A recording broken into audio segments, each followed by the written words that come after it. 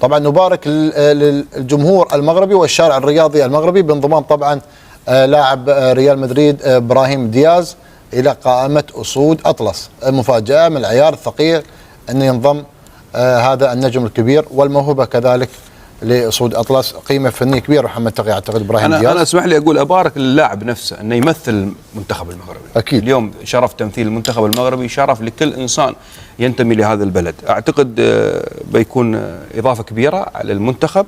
لاعب انتقل في اكثر من نادي في الدوريات الاوروبيه، طلع اعاره لفتره من الفترات. شاب راح يكون ان شاء الله يعني من الاسماء القويه في اوروبا وراح تبرز خاصه في ريال مدريد، ونتمنى التوفيق ايضا للمنتخب المغربي اللي مش غريب عليه ان نشوف شباب في سن ابراهيم دياز يلعبون في المنتخب المغربي او في شباب المنتخب المغربي. الله يوفقهم ان شاء الله ونشوف لهم ان شاء الله التوفيق. مدريد ابراهيم دياز رسميا نجم نقولوا بنسبه كبيره برشا في انتظار الاعلان الرسمي من الاتحاد المغربي لكره القدم. ابراهيم دياز يختار تمثيل المغرب بدلا من اسبانيا، وابراهيم دياز لاعب ريال مدريد باش يكون لاعب للمنتخب المغربي اسود الاطلس نجم ريال مدريد والميلان السابق، وباش يدافع على الوان المنتخب المغربي. الصحافة المحلية المغربية تحدثت برشا حول هذا الموضوع، وبسبب التجاهل تقول من قبل الاتحاد الاسباني ومنتخب لاروخا وفق صحيفة ماركا الشهيرة طبعا تقول أن المغرب كان منخرط بشكل كبير في قضية إبراهيم دياز وهو ما لم تفعله اسبانيا. ايضا اذاعه كادينا قالت انه لم يتم الاتصال به لا من قبل لويس انريكي قبل والا الان لويس ديلا فوينتي المدربين السابق والحالي لمنتخب لاروخا، وبالتالي المغرب قامت بالواجب وابراهيم دياز يمثل منتخب المغرب.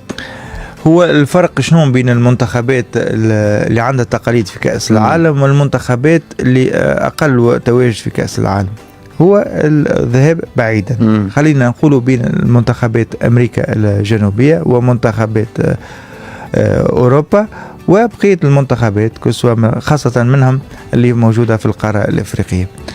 نجم نقولوا المشاركات اللي صارت متاع نيجيريا في 94 وغيرها من المشاركات، السنغال وغيرها، التطور، تونس اللي كانت حلت الباب بأول انتصار ومن بعدها بدأوا المنتخبات يمروا من الدور الأول في كأس العالم.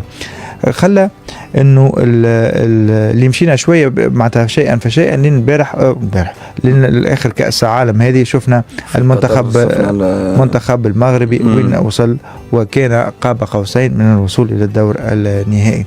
هذا ايش يعطي انه المنتخبات الافريقيه خاصه والمنتخبات شمال افريقيا اصبحت محطه انظار اللاعبيه الموجودين في اوروبا.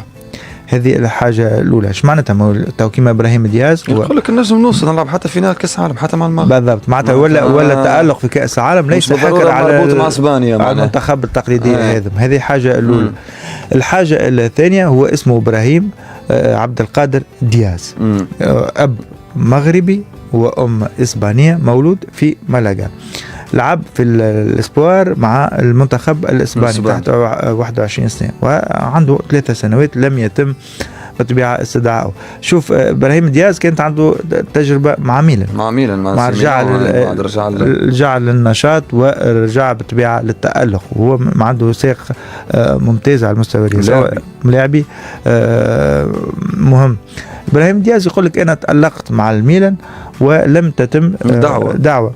والواضح انه من تصريح دي لافوينتي نفهموا انه ابراهيم دياز تحدث مع الاطار الفني الاسباني وقالوا هل باش تستعاني والا لا، يعني باش نكون موجود معاكم والواضح انه دي لافوينتي قالوا لا، الاعلان باش يكون الناس الكل فرد وقت. وهنا اكيد انه المجهود زاد الكبير اللي قاعد صاير من الاتحاد المغربي لكرة القدم ومدربه ليدر الركراكي واللي تقريبا دور كبير برشا في نجحوا في استقطاب ابراهيم دياز.